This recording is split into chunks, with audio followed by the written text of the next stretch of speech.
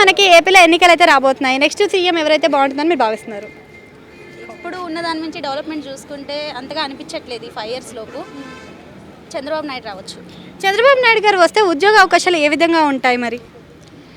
అంటే తనకి మ్యాక్సిమం ఈ సీఎం ఇప్పుడు ఉన్నారంటే జగన్ ఏది కూడా కరెక్ట్గా లేదు. అండ్ రోడ్లు కానీ ఇంకేదైనా కూడా నేను చాలా విలేజ్లలోకి వెళ్ళి చూశాను కాబట్టి ఎక్కడ రోడ్ అనేది కరెక్ట్గా లేనే లేదు.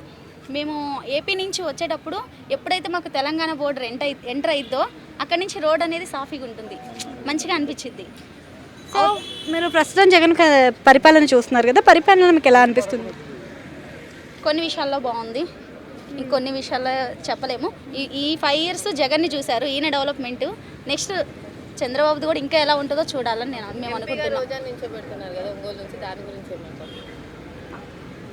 ఒంగోలు మనకి అలాగే ఇంతకుముందు చంద్రబాబు నాయుడు పరిపాలన ఇద్దరి మధ్య తేడా ఏంటంటారు పరిపాలనలో?